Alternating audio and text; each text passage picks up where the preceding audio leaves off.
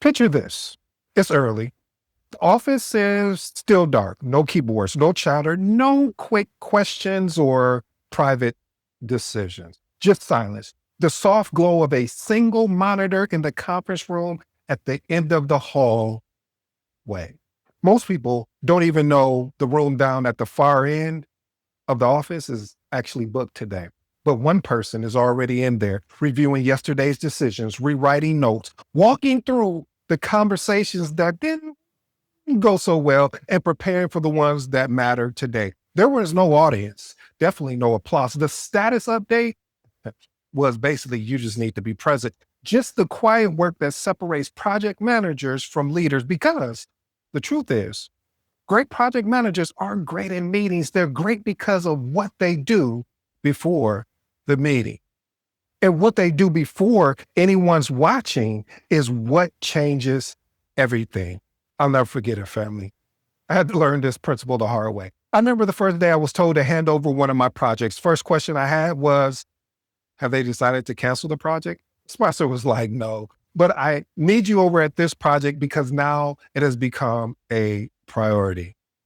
Okay, sounds good. But when do I have to make the transition? Sponsor came back and said, well, you have 5 days before we actually start. And family, if I'm being transparent, matter of fact, if I'm just being honest, the moment never really feels good when you are leading a project because you begin to develop a bond with your project team in which took time to develop through trust, transparency, and most of all, commitment.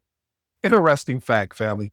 This wasn't the first time this has actually happened to me in my career. See, I thought back to my mentor, the person I discussed this with the first time I got reassigned, and I asked, how do I handle this without looking like I lost control of my project? He didn't blink. He didn't even coddle me. He said, if they take a project out of your hands, you hand it over so clean, so clear, so documented that no one, and I do mean no one, can question the work that you did. See that advice right there? It saved me. This is why I said the power of mentorship and coaching is so important, especially because the team I was leading back then lived by the same rule. If I pushed back on something we agreed on and didn't have documentation, they'll look me dead in the face and say, hey, Ed, I'm just going to be honest with you. Can you show me the document to support that actual decision? See, no documentation, no progress means no excuses as well. So I'm here again, years later, in the same situation, asked to hand over another project. But this time, I didn't take it personal. I didn't get defensive. I just asked myself, if I were the project manager inheriting this project, what would I need to succeed? I got it. Clarity, context, commitment. You're going to need names, resources, access, and zero surprises. So I pulled everything together. The charter, the RACI, the schedule, the meeting recaps, the stakeholder register, any and every artifact that told the story that leadership never sees. Then I did something rare.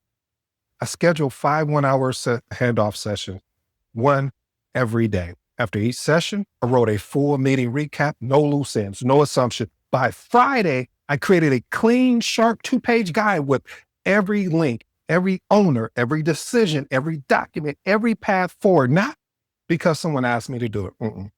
Not because it would make me look good. No, not really, but because I believe this. A project manager's job is to lead things better than they found them, especially when no one is watching. I didn't just hand over a project. I handed over clarity. I handed over stability. I handed over leadership. And that is one thing I understood that sometimes we forget. See, great project managers don't manage. They prepare others to succeed, even in their absence. Principle number 1. They study people, not process. Oh, this is about to be a long one. See, great project managers know the simple truth. Projects don't break because of a plan. They break because of the people behind the plan. See, the best PMs study people long before a problem shows up. They watch. Who shuts down under pressure? Who needs clarity instead of speed? Who avoids conflict? And whose response is emotional versus actual logical? Who is overwhelmed but is hiding it? This is the work no one sees. This is the work people misread or misread. Why is this important? If you misread people, you'll misread the entire project. When you study behavior, you can have at least, at minimum, a fighting chances to solve a problem earlier. You may even be able to prevent conflict. You may even have an opportunity to communicate with precision. And most of all, you'll build trust faster, and the room will start leaning into you instead of pushing away from you. See, processes keep projects organized. People, though, keep projects alive. I like that, family. Experiment with these actionable tips. Watch reactions, not just words. For example, in one meeting a week, focus on someone's facial expressions, their tone shifts, their postures. They reveal more than the updates that they're giving. Next one, map people's motivation. Pick 5 key team members and write down what motivates them, what frustrates them, and how they make their decision. And the last and final one, use a silence test. I know this is hard, especially for me, family. So I'm not telling you something that I have an experiment with. This is why I always tell you to experiment with these actionable tips, because this is what I do to figure out and to continue to get better. So use silence as a test. I'm a talker if you can't tell. So I ask a question. I wait 5 seconds, because silence exposes confidence. It exposes you being hesitant and real alignment. Here's my professional advice, family. You have to know this is a life learning skill that you only grow from working with different people. Most PMs issues are people issues dressed up in process problems. I like that, family. Now that we've covered understanding people, let's move into a habit that builds PM confidence before anyone sees them. Great project managers practice their skills alone before they perform in public. Principle number 2, they build their own confidence by practicing skills alone. Family, right now, as we're speaking, as I'm delivering today's episode, I am practicing. See, great project managers control what they can control by being flexible enough to know when to step in and when to step back. Being flexible, you can take the time to focus on honing your skills. This is important, family, because when you practice alone, you walk into a room already settled. You're not guessing. You're not even scrambling. You're not even reacting emotions. See, practice, or I should say, PMs that practice their communication sounds clear. They're calmer and they recover faster when something goes wrong. See, preparation becomes presence. Experiment with these actionable tips. Rehearse your openings. What are you talking about, Edie? See, before your next meeting, say your opening out loud once or twice. This allows you to instantly boost clarity. No, here's a special note to you, family. I recommend this tip to a lot of my new project managers that are leading projects for the first time. Because when you walk into that weekly status meeting, whether virtually or on site, you have to be sure of yourself. And when I say sure, I'm saying sure enough that you're going to get some things wrong and you're going to get some things right. But in either way, getting things wrong or right, you still want to project and still have that same confidence. Next one, practice delivering hard news solo. Pick a tough message you'll need to deliver and practice saying it. Calm tone, clear reasoning, and no apology for the truth. Family, these 2 actionable tips that I want you to experiment with, they can only happen if you actually remove the theory and be more pragmatic. What are you saying? I am saying that you have to actually do them. You can't just think about them. You have to experiment to see if it works for you in your career. Here's my professional advice. Great PMs aren't confident because they're talented. I'm not a talented project manager. They're confident because they practice. They're confident because silent preparation leads to loud outcomes. I like that. Here, let me explain this to you, family. Now, we need to unpack and break down the mindset that keeps great PMs growing while everyone else plateaus. They stay curious when they could get comfortable. I like that. Principle number 3, stay curious when they could get comfortable. Great project managers never settle into, I already know this. Curiosity is their competitive edge. They ask questions other PMs ignore. Why do we do it that way? What problem are we really solving? What is the risk nobody wants to talk about? And what does the team actually need right now? See, curiosity keeps you alert. Comfort makes you blind to what is going on into the project, blind to understanding there's some challenges on your project team. Why is this important? Every stagnant project has one thing in common.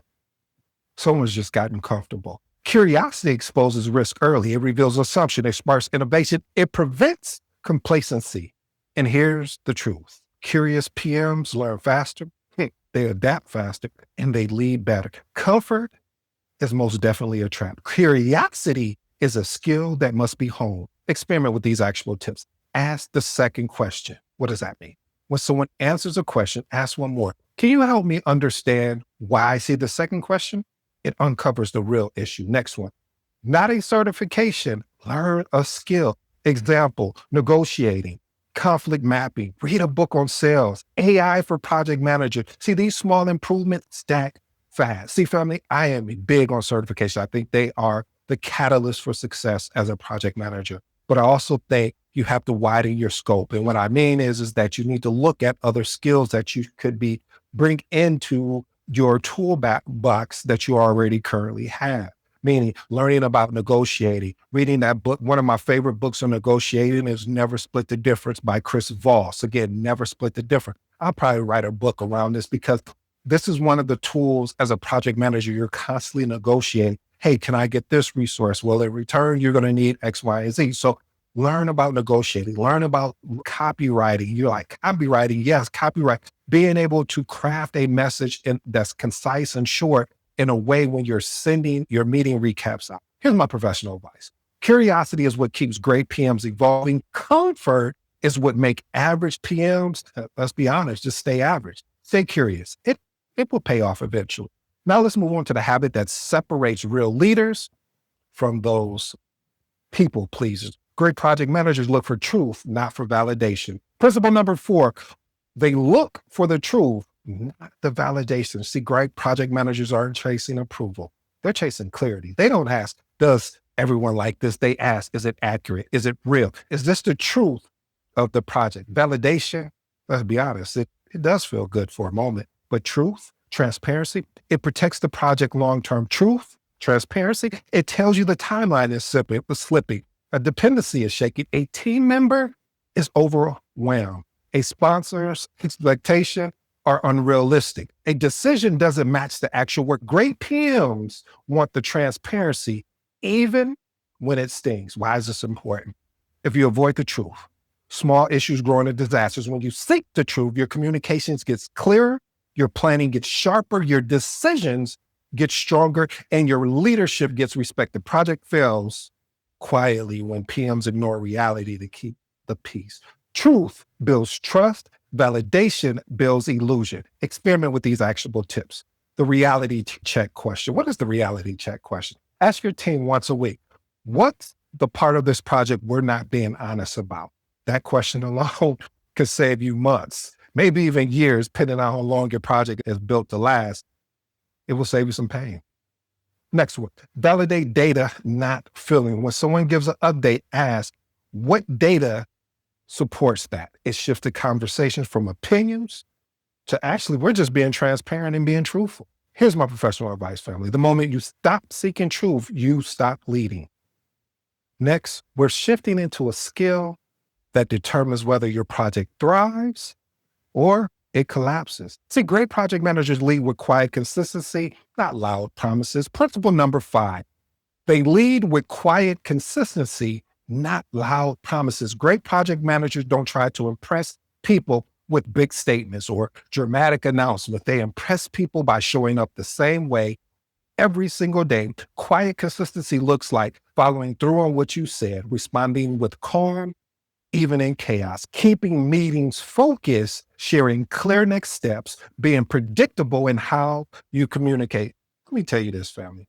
While others make noise or chatter, great PMs build trust through rhythm. See, this is important, family, because teams don't follow the loudest person in the room. They follow the most reliable. They follow the person that is quiet, but consistency. See, stability is uncertain. Confidence in your leadership and credibility with stakeholders will definitely earn you the respect. Anyone can make a promise. Anyone can say they're going to do something.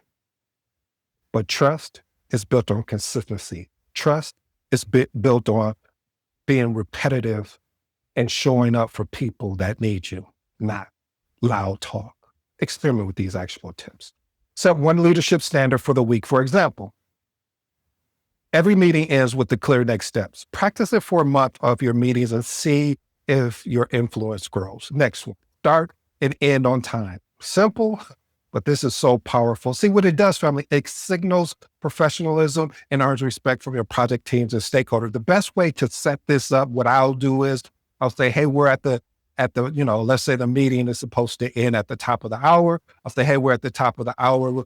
Officially, the meeting has ended. Is there anything else that we still need to have conversation on? If so, let's go ahead and tackle it if you have the time to stay back and have that discussion. If not, I'll have to set up another meeting.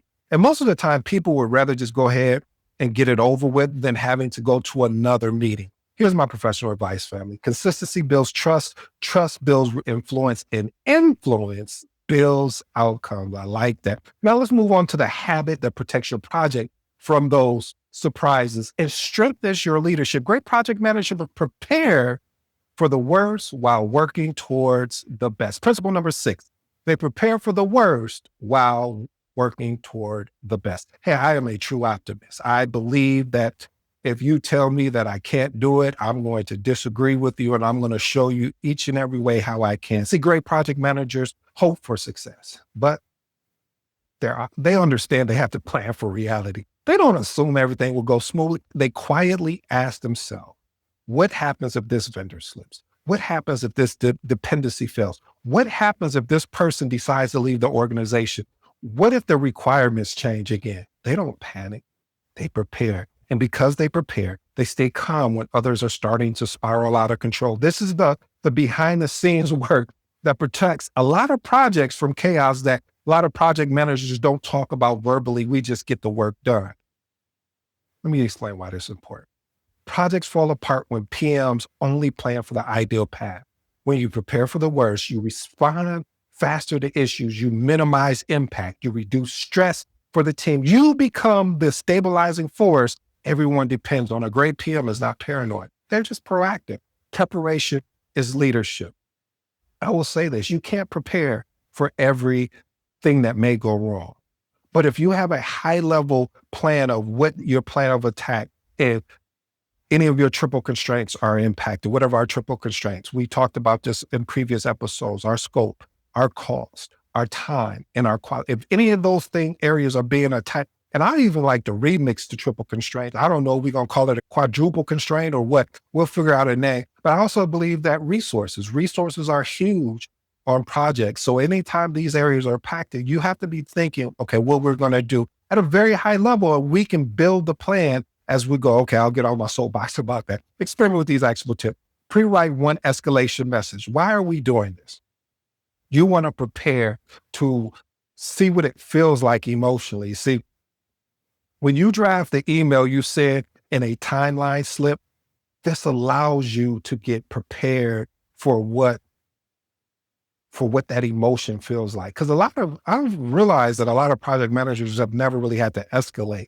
And when they do it, they feel uncomfortable, like they've done something wrong. No, if you provided solutions and your solutions have not worked, meaning with the team as well as yourself combining together, it hasn't worked. We need to escalate this. All right, next one. Create a backup for one key person. Identify a single person with critical knowledge. This is something that, family, if I could tell you how many times that I've created backups for just in case of something happened. And backups to me is when I'm working with someone that I'm also creating another set of notes just so I can understand key things. Because what happens is what, as a project manager, that you may face is that if that key critical person leaves, everyone is going to potentially turn to you.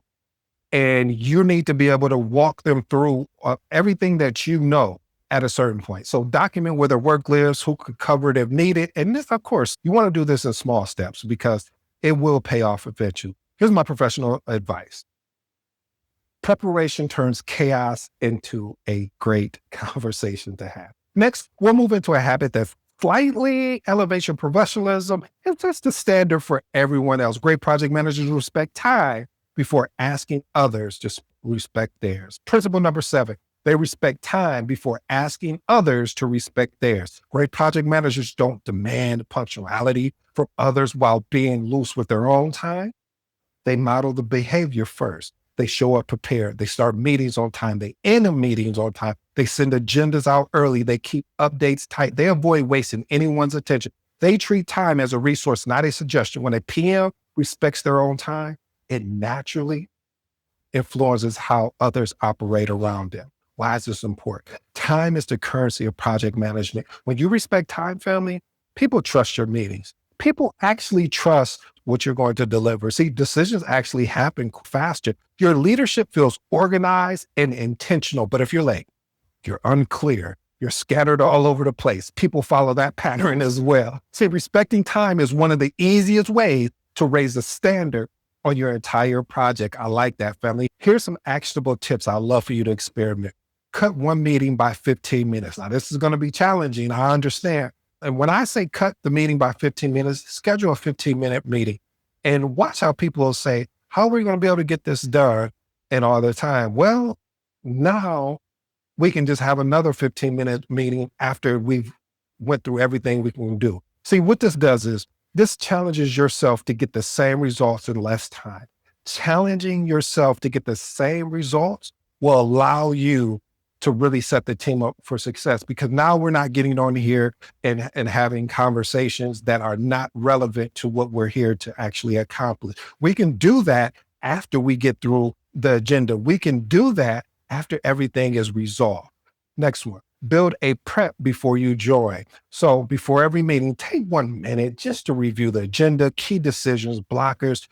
It prevents you from rambling. And also it boosts credibility. One time when I'd done this, very first time I did this, the response I got from actually the sponsor reached out. I was like, man, I loved how it did seem, like you were just going bop, bop, bop through each of your updates.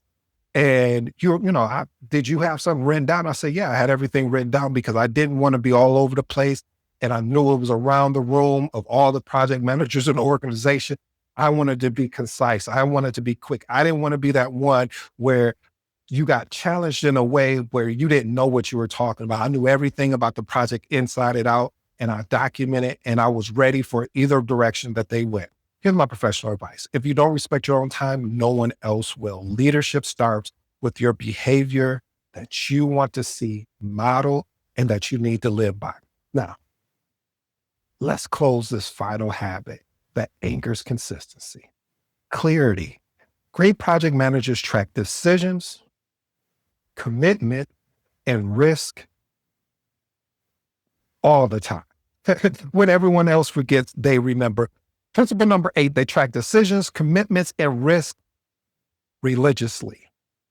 See, great project managers don't rely on memory. No, I gave that up a long time ago. And when I first got started, I relied all on my memory. It's like, yeah, I could, but now I write everything down. Not even now. After a while, I started writing things down because I was like, why am I sitting here trying to remember everything? Because see, I don't trust that what we agreed on. I don't want to gamble on verbal commitments or verbal promise. I document everything that matters. Decisions made. Who owns that? Deadlines, risk, and their triggers, changes in scope, expectations set in a meeting. This is not micromanagement, because I detest micromanagement. This is project clarity. This is clarity on a level where most confusions on projects come from undocumented agreements. Great PMs, though, they eliminate that confusion before it even starts. Why is this important? When you document consistently, you prevent misunderstandings. You protect yourself. And most of all, you protect your team. You hold stakeholders accountable. You hold your project team accountable. You make escalations much easier. You keep the project grounded in facts, not feelings. Again, you keep the project grounded in facts, not feelings. Documentation becomes your shield, your map, and your memory, all wrapped up in one.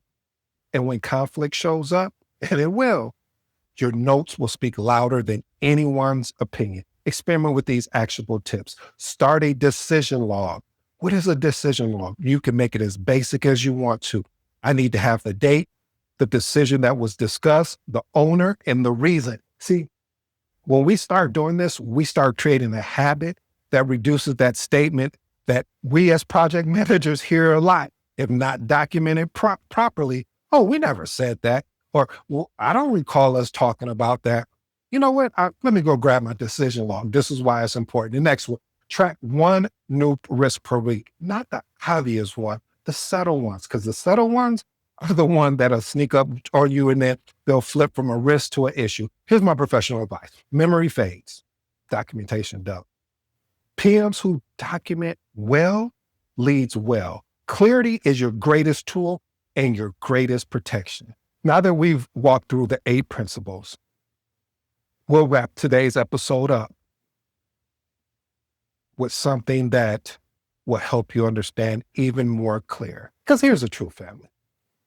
Great project managers aren't defined what happens in front of the room. They're defined by what they do before they ever step into it. Anyone can look confident in a meeting. Anyone can basically copy and paste a template. Anyone can read a script. But the work that truly separates you, it builds trust, it builds teams, it builds careers. See, this happens in quiet moments when nobody is clapping, when no one is just standing there saying you're the best.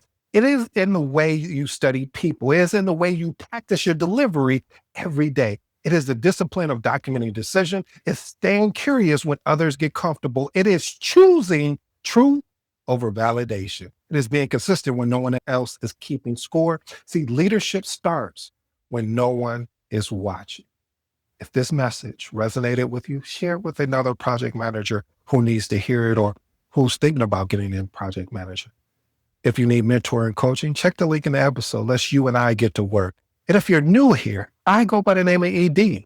For all you smart and intelligent folks out there, hey, listen, that just simply means Ed. Until next time.